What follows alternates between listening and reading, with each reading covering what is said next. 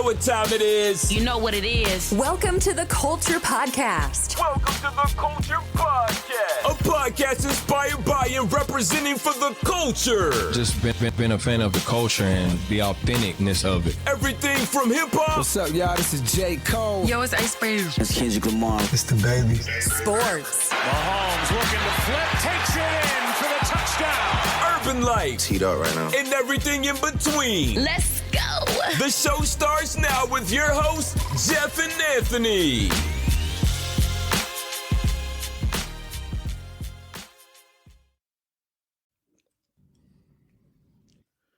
Thank you for tuning in to another episode of The Culture, episode 152.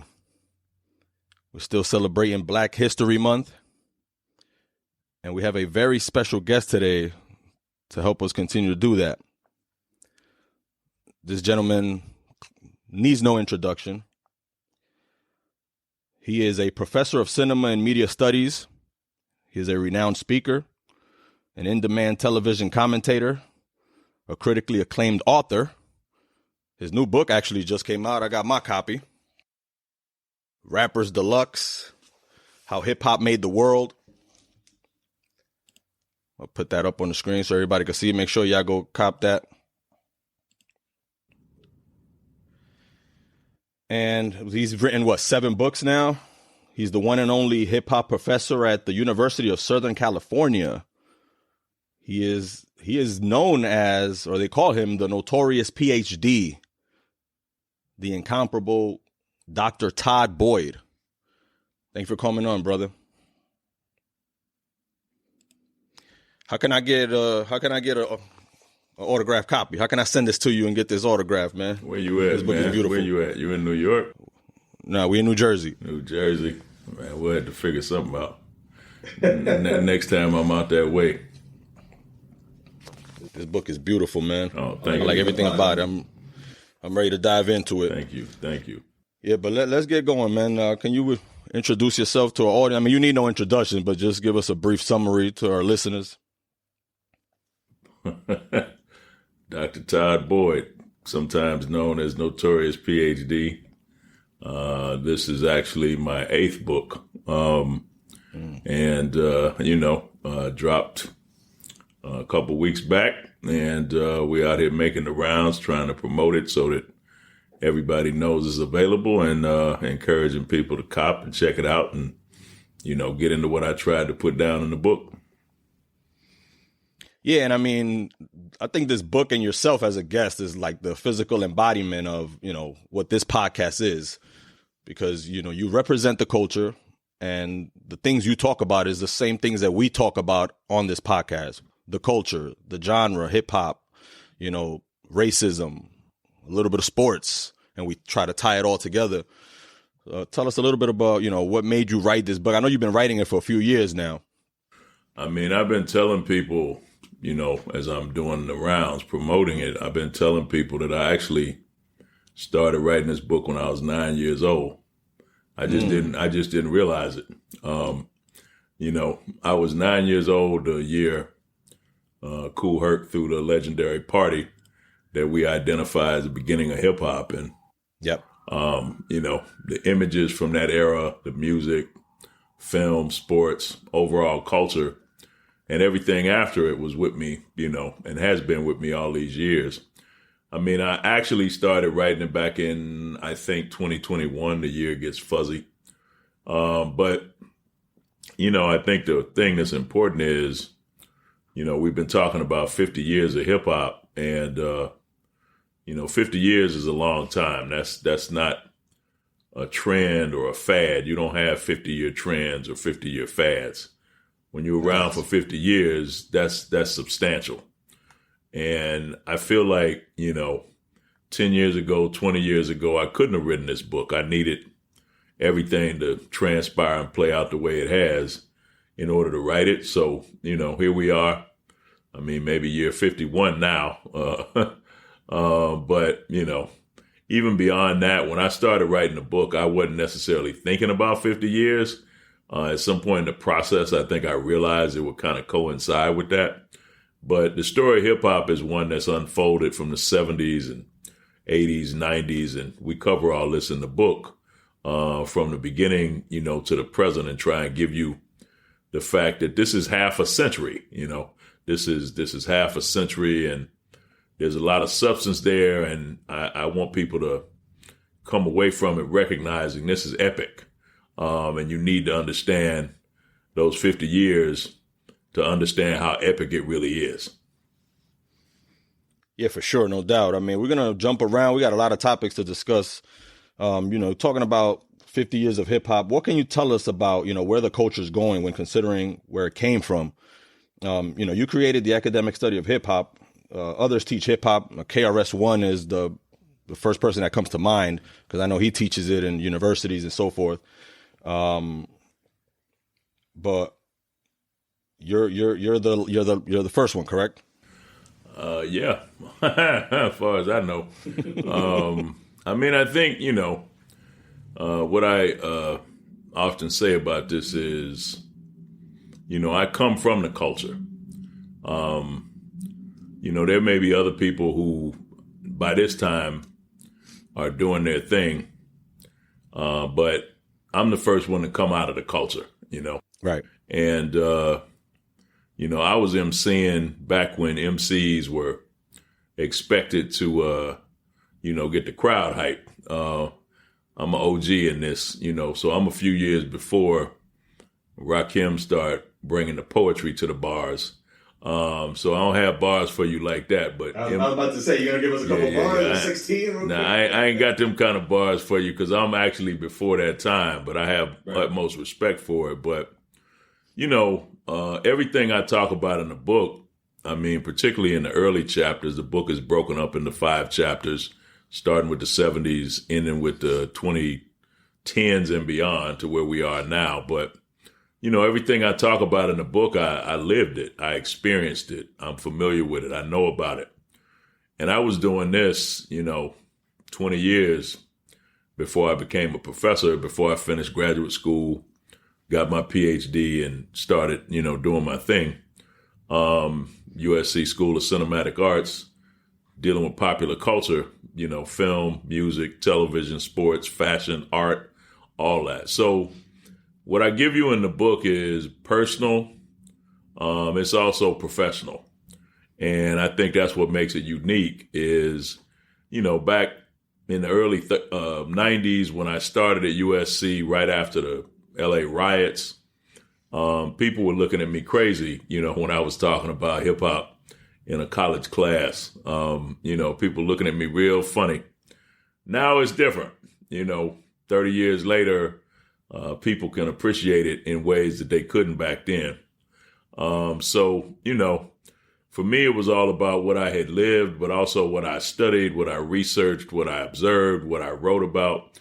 And hitting it at those 2 levels, as I say, I think is what makes it unique because it's personal, but it's also professional. And you don't find too many people, if any, who have come about it, and certainly not before I was doing it back then. Yeah, I'm what these I wouldn't say the younger kids would call an old head. My playlist is going to have mostly 80s and 90s rap and stuff like that. So I wanted to ask you, how has the genre changed from its inception in the 70s to what it is now? And has it changed for the better, in your opinion?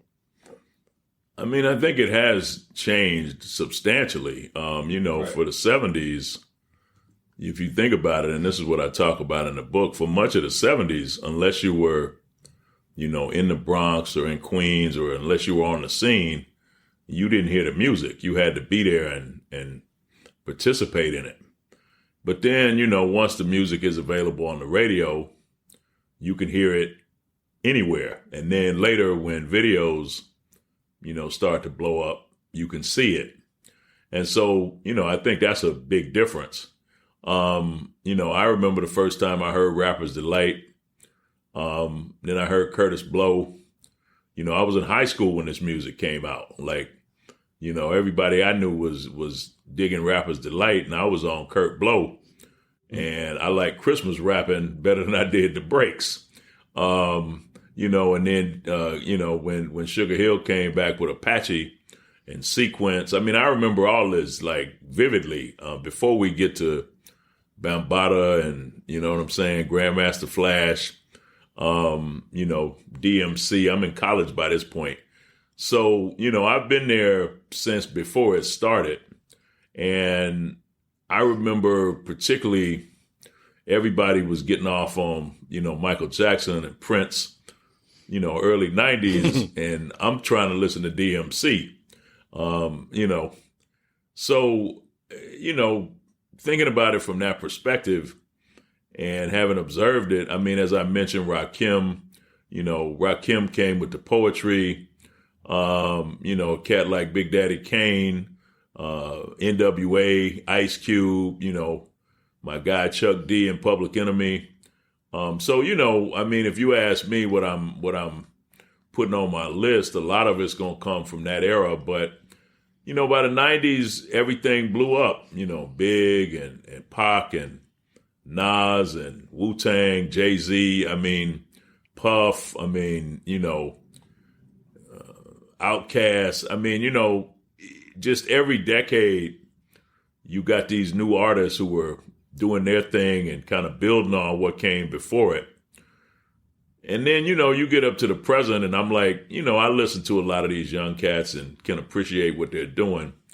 You know, I respect it. I can't put a finger on what to call this era.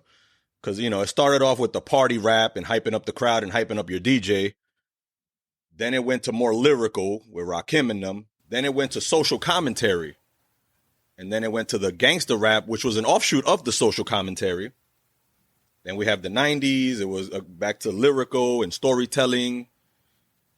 But now I don't know what to call this without you know, without dissing it, without insulting it, you know, without calling it mumble rap. I don't know what to call this era.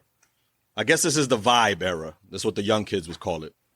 I mean, you know, I try to be tolerant, I think is the word I would use. What I recognize is at my age now, you know, I'm not the target audience. So I don't want to, you know, I don't want to dismiss what is intended for somebody else. But as a longtime participant and observer of the culture, I mean, you know, I hear a cat like Drake. I hear a cat like J. Cole. I mean, J. Cole's got bars, whatever era he's in. It's like, in a lot of ways, it's kind of like the NBA. You know, if you could hoop, you could hoop. And, you know, you might be part of one era or another, but a great hooper can fit in any era. And they had the ability to adapt to the circumstances of that era. So, you know, I don't know what people are doing now specifically. I feel like a lot of what happened before, like I say in the book, you know, when you get to the 4th chapter of the book and you're talking about the 2000s, hip hop helped elect a president, you know. I mean, Obama's very much part of what hip hop and its impact, you know, had on America. And when you do that, like, what else is there to do after? You know, it's like we helped elect a president. You know, so now you have Kendrick Lamar winning a Pulitzer Prize, Nas performing with the National Symphony Orchestra at the Kennedy Center, you know, Jay and Beyonce in a Tiffany's commercial with a Basquiat, you know, Swiss Beats and Alicia Keys with their art collection. You know, people are talking about buying paintings as opposed to buying cars and sneakers. So it's like whatever's going on now is cool. Nas with his investments. Yeah. I mean, we could list there's a whole long list of things we could mention of how, you know, the game, like Big said, went from ashy to classic. Like where we are now is like so much farther than where we started. And so I feel like this younger generation, it's time for them to like do their thing, but they have a great foundation from which to do it. I'm from the era when the foundation was being built, so it's a different perspective. Yeah, I wanted to read a quote that you gave to the publication, The Wrap, regarding your book, where you said, this book is about the culture. The music is part of the culture. It's the frame that you sort of see everything through, but it's also movies, fashion, language, politics, sports, and art. I was interested in all these connections beyond the music. And I'm glad you mentioned the NBA because I wanted to tell, we just had the All-Star weekend that just passed. And it wasn't recently, it was a couple of years ago, you had mentioned on the Rich Eisen show the importance of MJ, and speaking of Michael Jordan in his documentary, speaking about, he spoke about the George Floyd incident. And we all know that Jordan never really spoke on social issues ever. And so I wanted to ask you, how important is it for some of these athletes, especially black athletes, to speak out about social and cultural issues? Because I feel like LeBron right now for this era, he's that guy that speaks up. When we was coming up, we didn't have a guy like that. I mean, I look at it in terms of generation. I mean, Jordan's a year older than me. We were in college at the same time. And I think for a lot of people back then, I mean, Jordan was in a unique position. But, I think the thinking at the time was, if you look at it, you sort of pull back, you have Muhammad Ali and John Carlos and Tommy Smith. You have that generation. Michael Jordan represents a different generation, and LeBron represents a different generation from that. And I think we are all products of our generation in a way. The thinking at the time, when Michael was in the mix was don't do anything that's going to interfere with your bag, so to speak. Right. You want to sell them sneakers. Yeah. And, I don't know if that really aged well. And I think even he realizes it when it comes up now. He even says in The Last Dance, I was selfish and I recognize I was selfish. I think this is what he said. I think he recognizes now, maybe at the time that made sense, but it doesn't age well. And perhaps if given the opportunity for a, redo, he might have approached it differently. Or maybe not, but you're not going to get no redo. So this is why we talk about it. I think in that generation, the thing was, as I say, like, do what you can to get your bag. LeBron's part of a different generation. Michael got a bag. I mean, the generation before us, you're talking Kareem, Dr. J, was altogether different. I mean, it hadn't been that long that the game had been integrated, relatively speaking. So the further you get away from that, I think the more freedom you have. And LeBron's generation is in a position where they have stood out and spoken up. And, I mean, go back to the bubble, during COVID and everything. There were guys who wanted to lead a bubble to go and, participate in those George Floyd protests. So I have a great deal of respect, for what LeBron is doing. Honestly, I think Mike might have got a bad rap. I can understand it from a generational perspective. I just think, sometimes you say things in the moment and you have no idea how they're going to age. And that statement about Republicans buy Nikes too didn't age well. But, a lot of people at the time felt the same way that he did. They just didn't have the resources. And since we're in the topic of sneakers, Trump dropped his new Never Surrender, but I call them the Air Force Trumps. And there's a Fox News contributor, Fox News, a gentleman by the name of Raymond Arroyo. And I want to get into the topic of racism, and you let me know, both of y'all let me know if this is racist. Because he goes, his exact comment was, this is connecting with Black America because they love sneakers. He said this is a big deal, certainly in the inner city.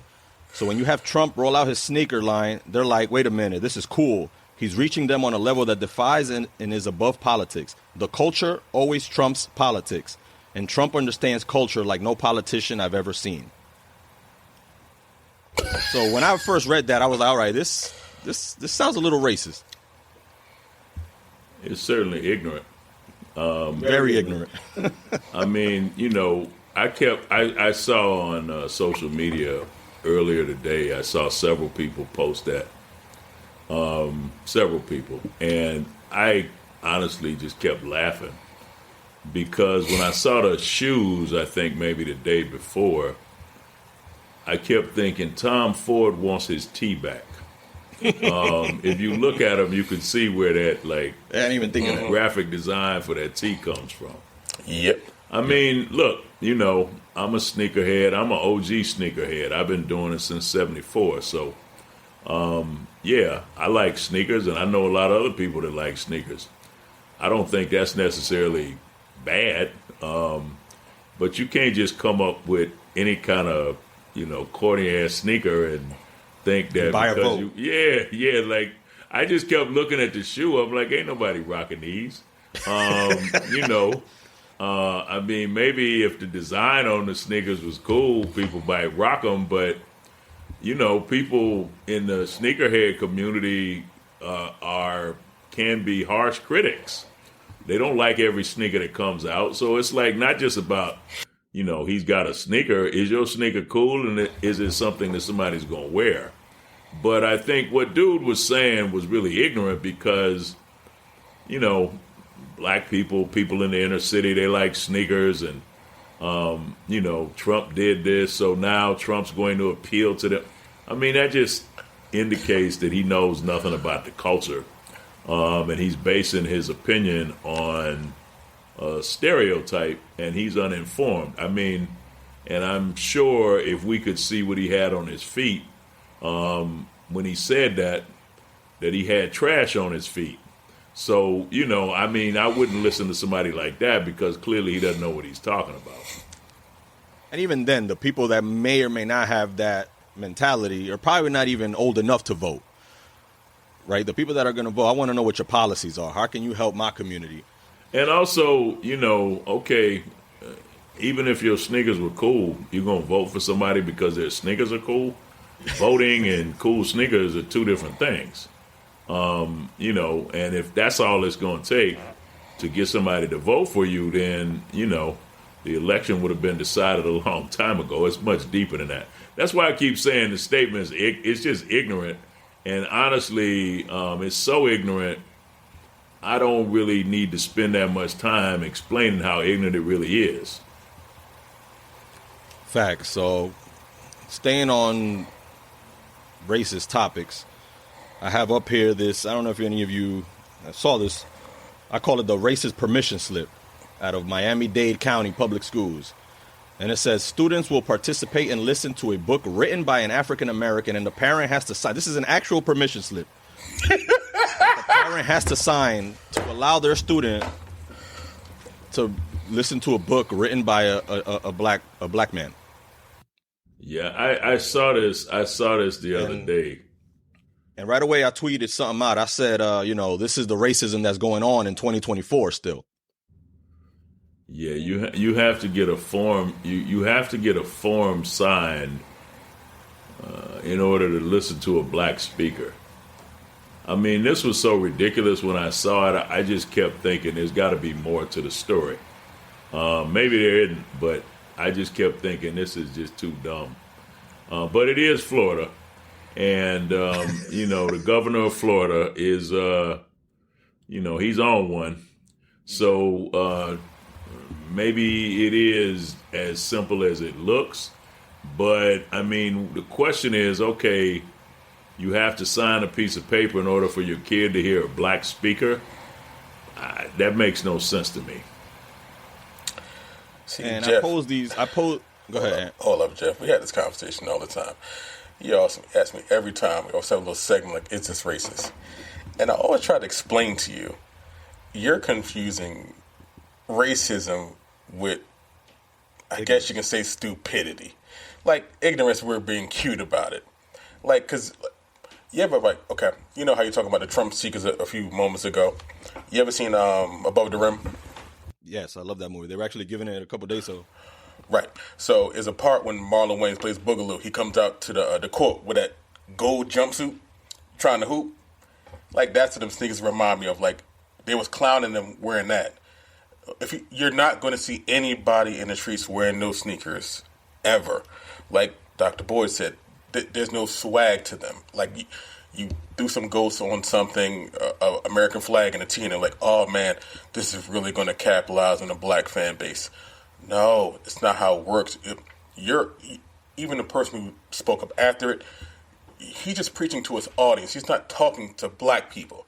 So I'm not going to waste my energy getting offended by it because, like, I know you're not talking about me. You're speaking to a particular base that's going to be like, yeah, that makes a whole lot of sense. Black people like sneakers. That means they like sneakers. They'll like Trump. If they like Trump, they'll vote for him. It's not that kind of simple through line from one point to another, but they believe so. Even with this, you're saying that I need a permission slip to hear the words of a black person. If you say it out loud, you realize how dumb it sounds. But like, okay, what is distinctive about this person's voice from that person's voice? Because they're speaking. How do you know that they're black? Like, there's no reflection of it at all, but they think it's a good idea. And the fact that they are giving this to children, and like, you're sending it to parents, and there's no pushback from the parents, like, this is a bad idea. Like, there are parents signing off on it. It speaks to a deeper problem that's systemic in our society, not just this. But again, it's Florida, and you talk about Trump, he's in Mar-a-Lago, so it all kind of like leaks together. Again, don't confuse racism with stupidity. They're very close cousins, but it ain't that. This is just dumb. Amen. But I bring up racism because I wanted to pose the question, has racism played a role, whether big or small, in helping hip-hop grow? You know, you go back to the 90s when David Stern from the NBA wanted to put the dress code because guys like Allen Iverson, you know, were rocking too much gold or the baggy pants and the do-rags and whatever it was. And, you know, they were considered thugs and whatever, the gangsters and whatever. So he wanted them to be, you know, more clean cut and wear a suit while you're sitting on the bench and whatever. And, you know, I'm not saying he was racist, but I'm saying this stuff causes a backlash and a reaction that, you know, makes change ultimately. So do y'all think that racism has had any type of effect in helping hip hop grow? I mean, you know, I think that example of the dress code is interesting because if you watch an NBA game now, you know, you're going to watch people walking into the arena and they're going to be talking about their fit. You know, I mean, on social media, every game now, there are going to be pictures of people in their fit, which is kind of funny to me because back, you know, in the early 2000s, cats were rocking throwback jerseys and everything was like really oversized, baggy jeans and, you know, 8X white tees and that whole era, you know, when everything was super baggy. And that's when the dress code was proposed. I mean, you know, I like fashion. So honestly, I never really had that much of a problem with the dress code because you're basically trying to say, clean up your act. You're on television. We want a certain standard. And I think, you know, there are jobs throughout society that have dress codes. So I didn't necessarily think that was racist. It was clearly intended to, you know, help sort of get rid of a certain look. And that look was directly associated with hip hop. But as I say, if you look at it now, everybody's trying to rep, you know, everybody's trying to show off their fit. And if you go back to the era before that, I mean, we were talking about Jordan earlier, but, you know, I remember when Isaiah and Magic and Michael Jordan and Pat Riley were on the cover of GQ magazine, Grant Hill, you know, they were clean. Like, back in that era. Clyde Frazier with the suits. Yeah, exactly. Clyde Frazier with that 70s flair, you know, Dr. J, you know, with the fro. I mean, so, you know, the styles change and the players, I think, you know, represent their era, but that piece of it in and of itself, I didn't really have a issue with because I understood what he was trying to do, and I think what we see now kind of affirms that point because everybody now is, you know, PJ Tucker is like, you know, Shea Gilgeous-Alexander. So many guys now want to be known for their fit. Kuzma. So it's just kind of interesting how that played out. Yeah, before I move on from this, I wanted to touch on this topic. Me and Ant have this argument all the time. He's going to laugh when I mention it. Oh, you going to start this shit?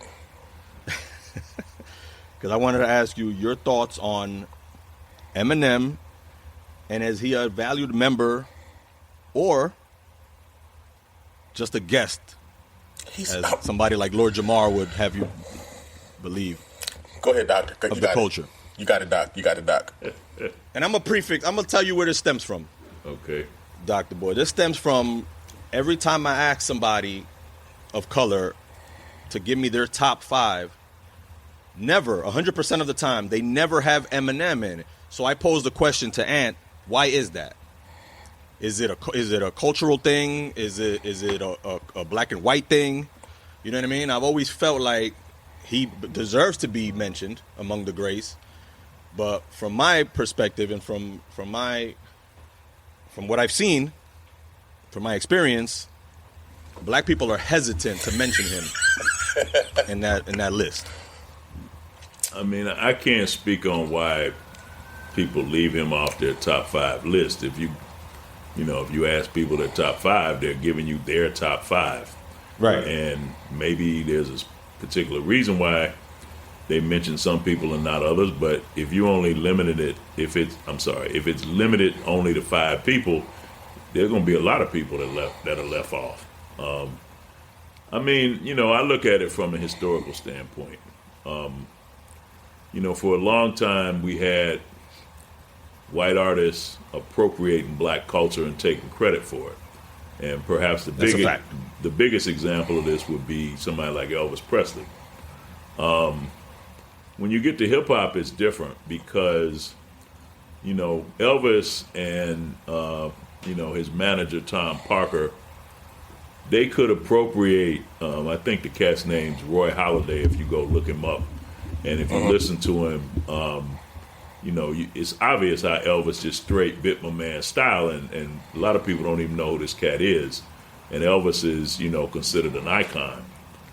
So you could just go and really, steal the culture and turn around and make people think it was yours. You could completely appropriate it and exploit it and get away with it. There was nothing to stop him from doing that. But when you get up to the era of Eminem, I mean, what I think is always interesting is Eminem wouldn't have a career if it wasn't for Dr. Dre. He needed Dre's cosign. He needed, Dre, he needed somebody who had credibility in hip hop already to cosign him. And remember, before Eminem came out, most people, when they thought about a white rapper, thought about Vanilla Ice, and Vanilla Ice was whack, and everybody recognized he was whack. So Eminem had to prove to people that he wasn't there just because he was white. So when you listen to Eminem, I mean, the dude can rap. Clearly, he's got skills. There's no debating that. I think what happened at the time, though, what I noticed was a lot of radio stations that weren't playing hip hop, all of a sudden they started playing Eminem. Now, why weren't you playing this music before? But now that you have, Eminem, you want to play his music. And I think a lot of other people started saying he's the greatest rapper ever during that time. And I'm like, he can rap. He's not the greatest. He can rap. It's just like the NBA. There's been a lot of great players in the NBA. It's not just one or two. There's been a lot over a long period of time. It's been a lot of great MCs. It's not just one or two. So where somebody places him on their list, I think that's personal. To me, I think Eminem can rap. My issue has always been, what is he rapping about? So Chuck D has this line, I don't rhyme for the sake of riddling. When I hear what I hear is somebody rhyming for the sake of riddling. That's cool. But the MCs that I have always appreciated, there was more depth to it. Eminem is really clever and I think very good at what he does. And he's always been cool. I feel like a lot of people outside of him have tried to use him to make points. He didn't do it, but people were using him in his career because he was white to try and say things that he himself wasn't saying. As an MC, I think he's cool. Is he in my top 5? No. Is he in my top 10? No. Doesn't mean he's not a good MC, but I just have different standards when I think about the great MCs, and certainly he's had some great records, but I'm just not willing to say he's the greatest ever. That's fair. I'm going to start looking at it differently now. It took him to tell you to look at it different, been telling you for years. He expanded on his answer. You just told me, I don't fuck with his music. It's not, okay, let me simplify this. It's not fucking with his music. Again, he can rap for the sake of rap. He's extremely good at it. But when he does it, it annoys me. Like, he's a rappity rap dude. Right. Like the whole song Rap God, like I'm glad that you can rap really fast and I can kind of sort of understand you. But I'm like, yeah, Busta can do the same thing. Great. You're not impressed. He's a B at everything. He doesn't excel at one thing. He's just really good at putting words together. That's great. Is he going to be in my top 5? No, I'm sorry to tell you that. No. But am I going to say in the sense of influencing hip hop? He'll probably be in that level because without Eminem, Dre doesn't break into those markets. Without Eminem, you're not getting that halftime Super Bowl show. You need that presence for him to finally crack that glass ceiling. Like hip hop has always grown slowly. Like you always like this quote, the Tupac line, the roads are from concrete.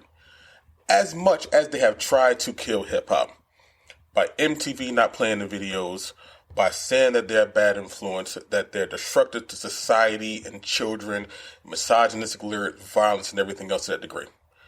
At this point, 50 years later, it's an influence in pop art, music, fashion, culture.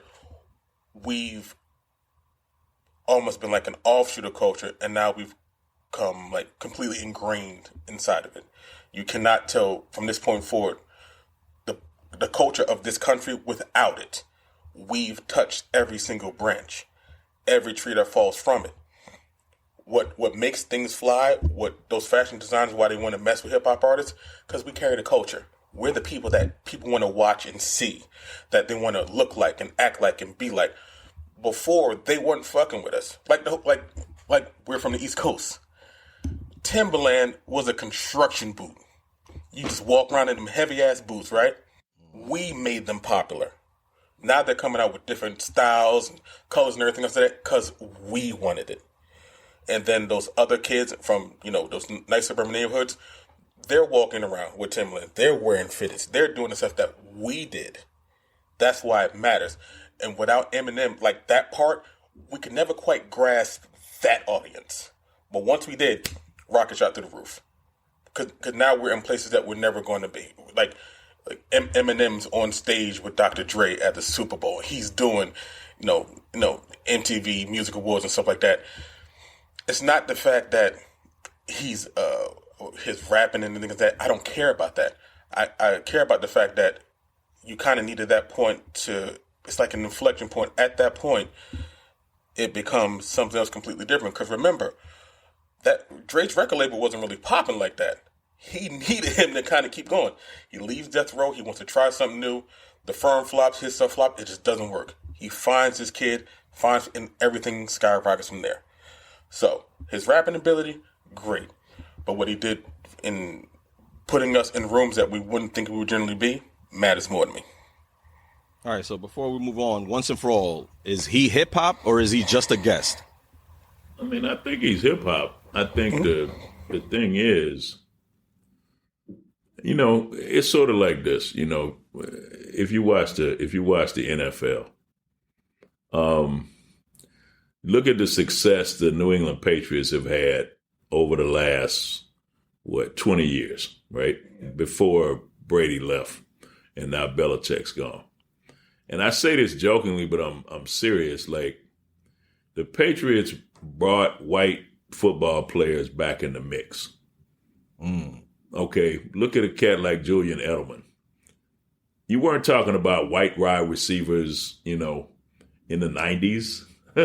I mean, the tight ends, Gronk, always with quarterbacks. But what I'm saying is, they started a whole thing. So now you got Cooper Kupp, right? Who did Eminem inspire? Like, why is there not a whole long line of white rappers since Eminem? I mean, there's a couple.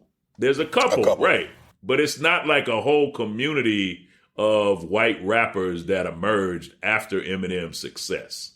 I think he's influenced more black rappers than white rappers, to be honest. I would agree.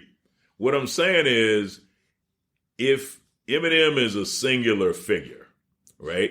He didn't create a whole group of dope white MCs. There's been a few, but his success is his success.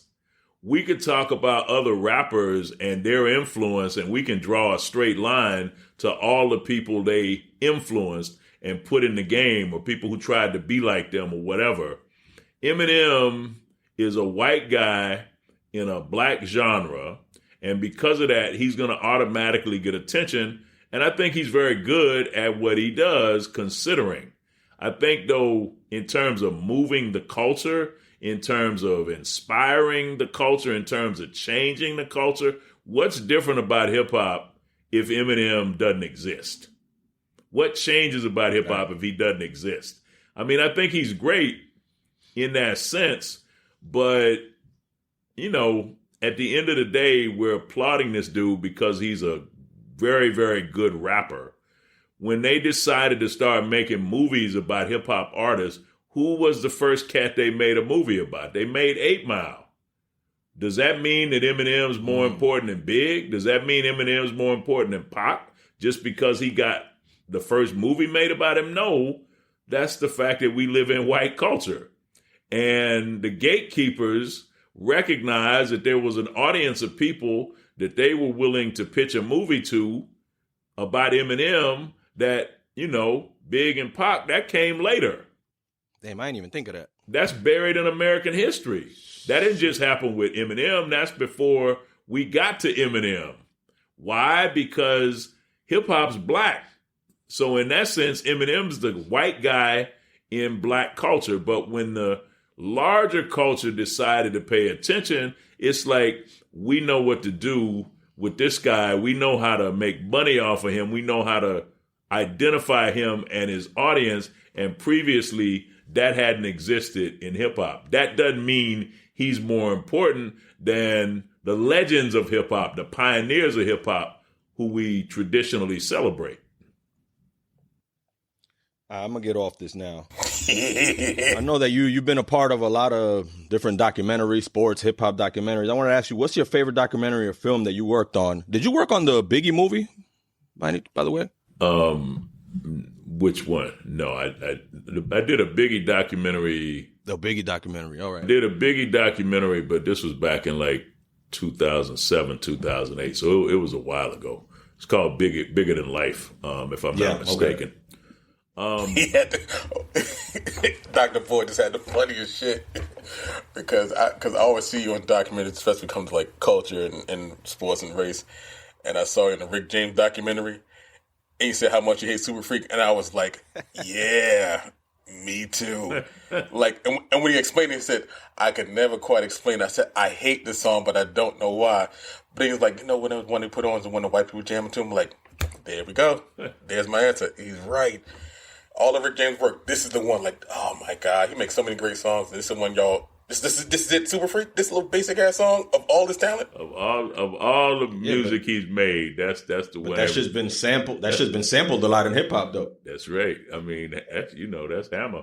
Can't touch this, and other examples too. Mm-hmm.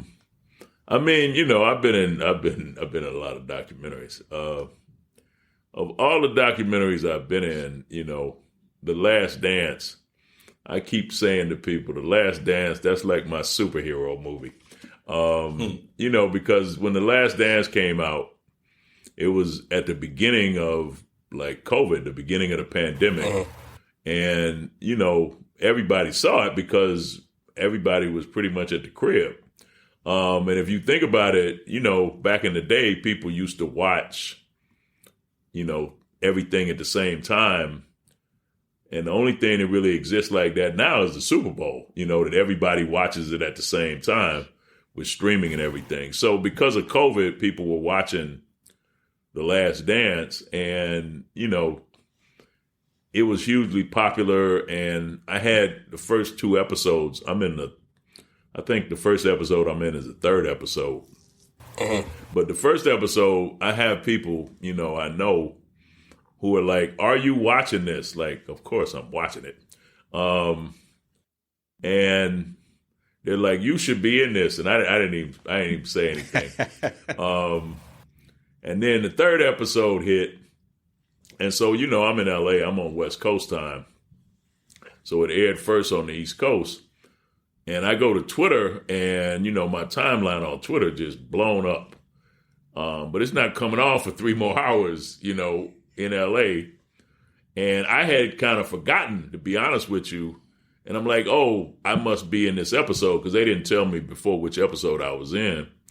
And so from that point forward, the rest of the series, what I would do is I would just go, it was Twitter at the time. I would just go to Twitter and see what people were saying on Twitter. And then I would watch the actual episode later on that night. But, Last Dance was a lot of fun. I've been in so many documentaries. They start to run together at a certain point. One of the things... Too, right? Say that again. I'm sorry. The Wood? Yeah, I co-wrote and produced The Wood. I mean, that was, back in 99. So add that to the books and the documentaries. I did a few things here and there. But the documentaries, people know me from the documentaries because I've been in so many of them. And actually, what I'm kind of focused on now is adapting the book Rappers Deluxe into a documentary series because I wrote it with that in mind. I mean, documentaries are so popular now, and to be able to tell the story of the book through a documentary would be very cool. So that's something I'm looking into now as well. Gonna start pitching it to some networks and stuff like that? Yeah. I've been having conversations. It's hard out here in Hollywood trying to do it, and I want to do it right, and there's a certain way I want to do it. And, because honestly, I've been in all these documentaries, and, I appreciate people who reach out and want to interview me. I appreciate that a great deal. But in some ways, I feel like, I remember when Snoop had The Last Meal, and somebody asked him what the title meant. He goes, people been eating off of me. Off me. It's the last something you eat off of me. I got, this is the last meal. I got to eat off myself. And so, much love. I'm very grateful.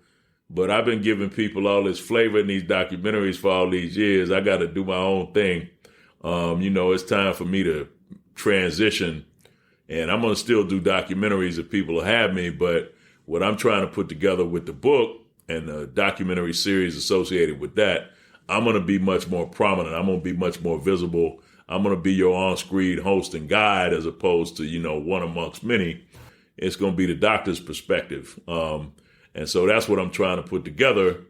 And, if somebody's like down with that and they want to finance that, then cool. But, I'm not trying to do it in the way that, it might have been done traditionally. I have a whole different approach that I've thought out, that I planned as I was writing the book. I wrote the book with a documentary series in mind. So hopefully, that'll come to pass. And in the process, we seeing what's out there and seeing what we can do in terms of, bringing this to the people. And so you'll have the book. And then hopefully, at some point you'll have a documentary series as well. Yeah, I want to ask you, of all the hats that you wear, as a writer, as a public speaker, and educator, which is your favorite of all the hats that you wear? Wow, that's a good question. Which one are you most passionate about? I mean, I am somebody who went to graduate school because I wanted a PhD. And the reason I wanted a PhD was because when I was a kid, I heard how people in the media talked about Dr. J. And Dr. J didn't have no PhD, and he wasn't a doctor. But when I was growing up in the 70s, you didn't necessarily find a black man being discussed with respect. They put a lot of respect on Dr. J's name. So when I was a kid, I remember saying, I want to be Dr. B, and I want people to put respect on my name the way they put respect on his. And so my idea was, do this PhD thing, become a professor at a prominent university, and that would be my base. And from that base, I could write The Wood, I could write books, I could appear in documentaries, I could consult, I could do all these things. And so, I don't know if one is my favorite or another. I've been a professor for a long time. Obviously, I like to talk.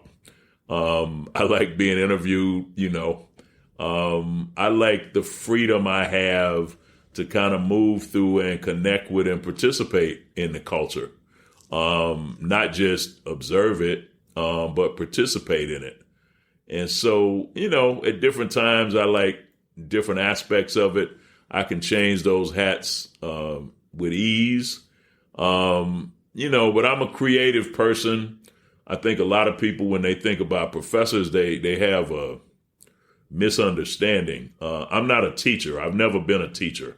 I'm a professor. There's a difference. But I like to describe myself and what I do. I'm a creative intellectual. That's how I describe it. And so being able to write books and do movies and make documentary appearances, to me, you have to have all that coupled with, being a professor and endowed chair at a major university. So it's really the combination, of all that. We form like Voltron. You know what I'm saying? You bring all those pieces together and, the sum. Some Wu-Tang reference. Yeah, for sure. The sum bigger than its part. So that's kind of how I approach it. I guess all those hats are very comfortable. At various times, I like wearing different hats, but I like having all those hats available to me. That's what's really important. I mean, we know the answer to this question, but it begs just to ask it. Is it safe to say that hip hop is your first love? In terms of culture, you mean? Yeah.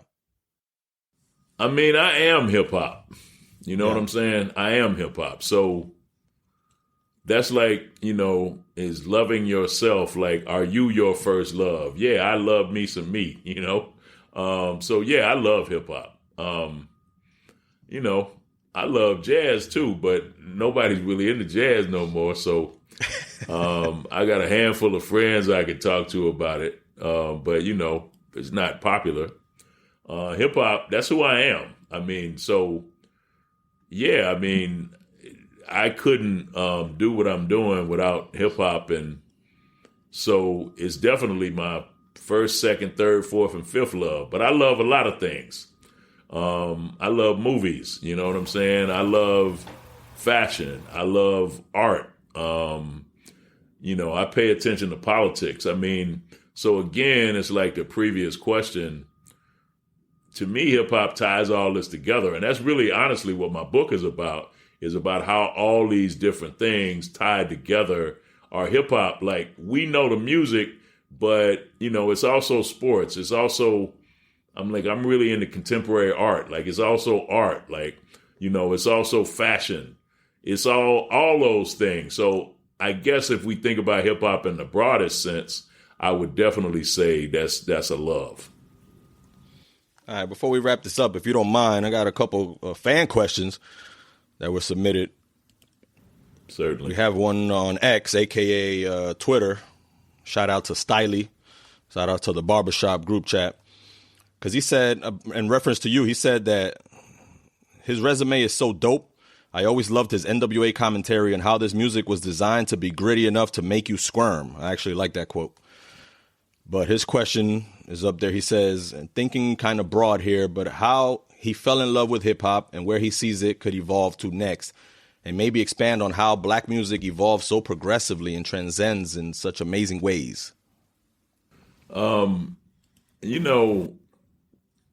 mean, I think when I was in high school and I heard rappers Deluxe, it was like somebody was speaking my language, Like, imagine if you were in a foreign country and they don't speak English, and then all of a sudden from across the way, you hear somebody speak English. That's going to feel real significant to you, Somebody speaks your language. Like, I'm not the only one here speaking this language.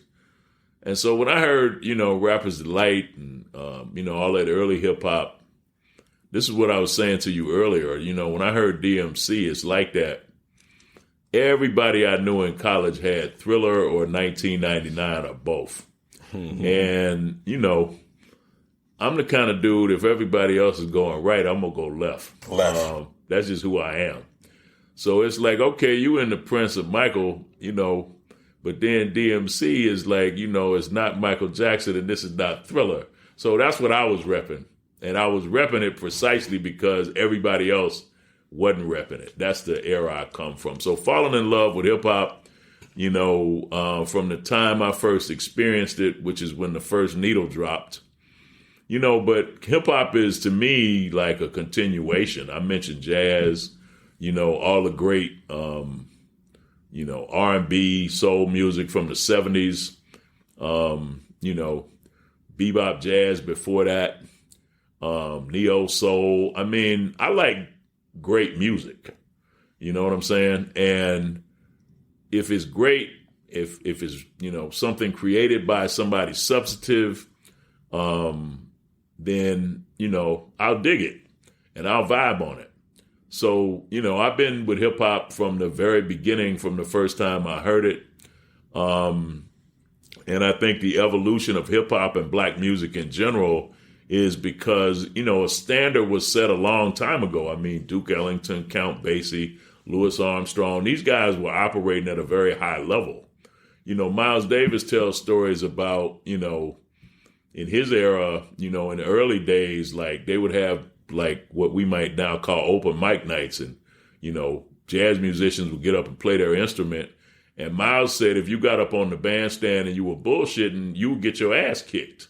Like literally, like dudes would like take you outside and whip your ass for wasting their time. I mean, so, we've had these standards for a very long time. And then you get to hip hop. It's like if you get on the mic and you whack, like you might have to answer for that. I mean, that's the culture. That's the tradition.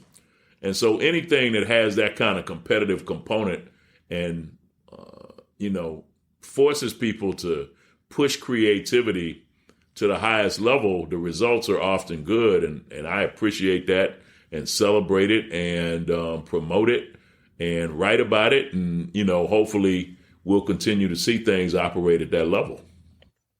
You mentioned Run DMC. Were you in the building by any chance for the Hip Hop 50 at Yankee Stadium? Because I was there, and they had me till 2 a.m. waiting for Run DMC to come out because they closed the show. And I was there for 8 hours. Was it cool? It was the best shit. I told Ann, it was the best shit I've ever been to. Bruh. But the doors opened up at 6, and we was there till 2 a.m. But everybody was there. It was the most diverse shit I had ever seen. I remember seeing all the pictures and everything, videos on social media. Yeah, look ahead, my man. Look, they were showing that on YouTube. I'm not staying up 2 o'clock in the morning for nobody. I watched it all right there. I can rewind it and replay it. You can buy that ticket, sit in Yankee Stadium all you want for 8 hours. That's a job shift. I ain't doing that. I just watched the replay. I saw everything you saw from the comfort of my bedroom. So I'm glad you enjoyed it, but good for you. And one last fan question. Shout out to Shakir. For some reason, and going back to this white rapper conversation, he wants to know, in your opinion, is Action Bronson better than Eminem? I think Action Bronson is more of a character than a rapper. The chef. I mean, he's a cool character. I mean, I even give a cat like Jack Harlow some props. But I mean, in terms of rhyming, I don't think any of them dudes can touch Eminem. In terms of rhyming, no. So I'd go with Eminem on that. All right, and this is the grand finale. We always ask all our guests this. Whoa. You always ask this. Well, I asked. You did. There you go. And since you're a hip-hop and sports connoisseur, we're going to do it 2 parts. Your top 5. We're going to start with your top 5 basketball players. Now, are we saying my favorite players or the best of all time? Yours. In your opinion, the top 5 best players, all around best players of all time, dead or alive. Okay. Order, and you want them in order or you just want 5? I mean, if you can put them in order, but if not, then just 5. Okay. I would say this is in no particular order. You could rank them. You could rank them how you choose. But what I often say when people ask me this about basketball is, different players played in different eras under different circumstances. So it's really hard to compare. Different rules, too. Different rules. Yeah, that's what I mean when I say different circumstances. I mean, contemporary players don't have to worry about being in a hotel and going to get something to eat, and they say we don't serve black people. You got to factor that in also. A lot of the OGs had to deal with that, They had second jobs. Yeah, exactly. So I would say, as I say, this is not in order, but top 5, I would say Mike, Bill Russell, Kareem, Wilt, was that 4? Yep. And Magic. No LeBron. Wow. Now let me put a asterisk by LeBron. The only reason I won't say LeBron now is he's still playing. Now, by the time he gets through playing, if you ask me that same question then, he'll be on the list, which means I'm going to have to drop somebody. But I'm not. The only reason I'm not saying LeBron now is we don't know how much more LeBron's going to accomplish before he's done, right? None of us expected LeBron to be the leading scorer while he's still playing because LeBron never had the reputation as a scorer, right? And now he's the leading scorer in history and he's still playing. So no diss to LeBron. It's just that while he's still playing, I'm going to put him in reserve. But if we had the same conversation, once he retires, he will automatically be on the list, which means I'm going to have to drop somebody. And the person I'm going to drop is going to either be Wilt or Magic. But for now, that's who I'll go with, those 5. And finally, your top 5 MCs of all time. Okay, so I have what I call it the Godhead. Big, Jay, and Nas. That's the Godhead to me, those 3.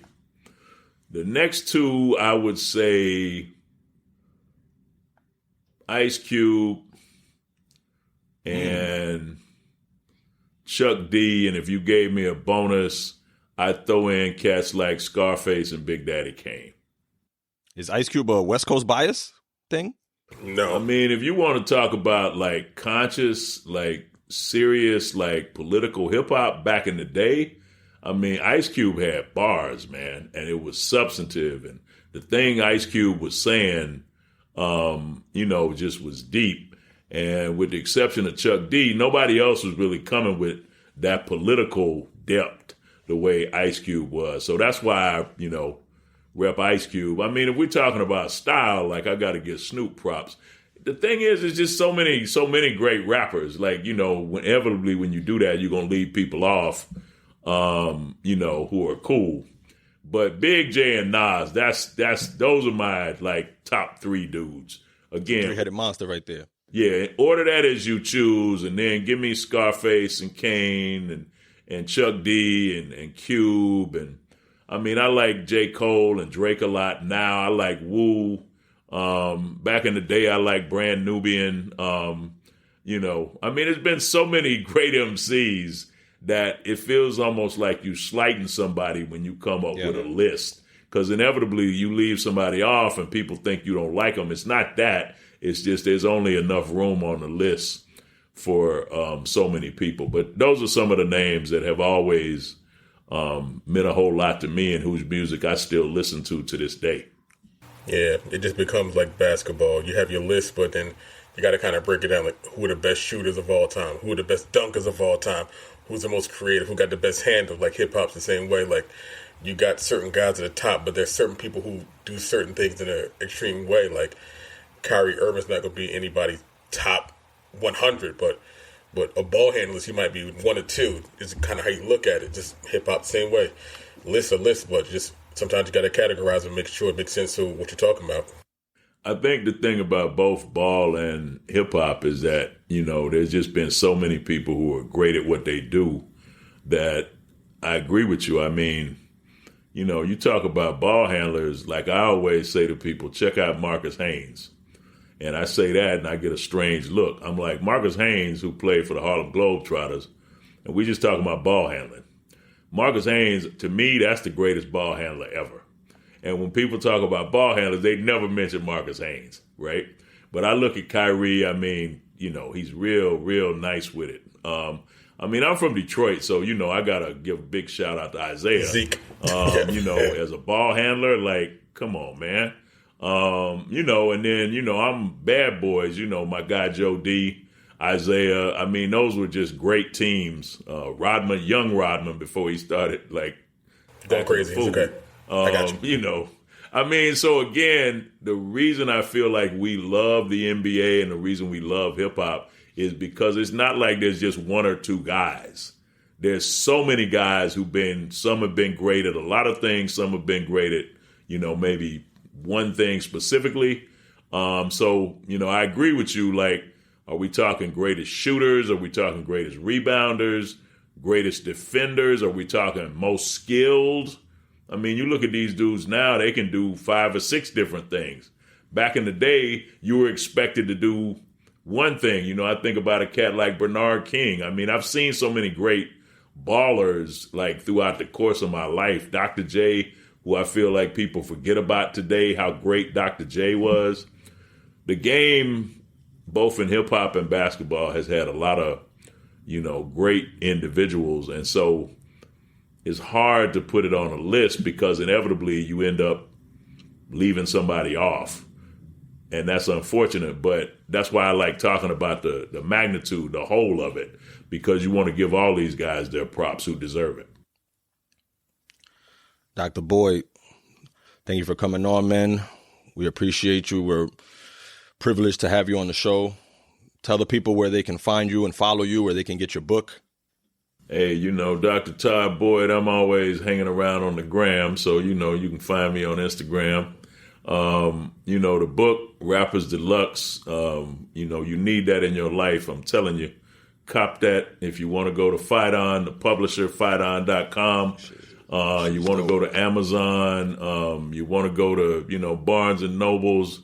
I think they got us up in Urban Outfitters. Like we're everywhere with this. We're global with it, watch out, when you're checking for the documentaries.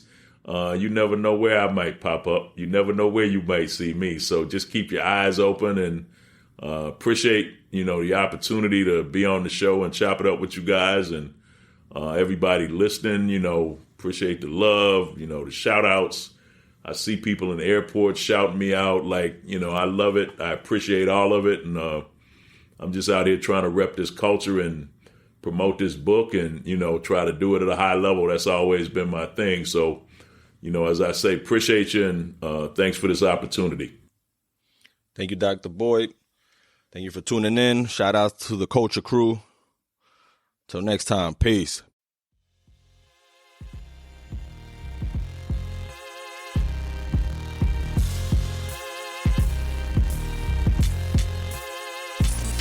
Thanks for listening to the Culture Podcast. We hope you enjoyed today's episode. For more info and updates, connect with us on our website, theculture.one, or on Facebook at The Culture Podcast 2020, or follow us on Twitter and YouTube at The Culture 2020. I always follow them. Please subscribe to the show and leave reviews and comments where you listen to podcasts.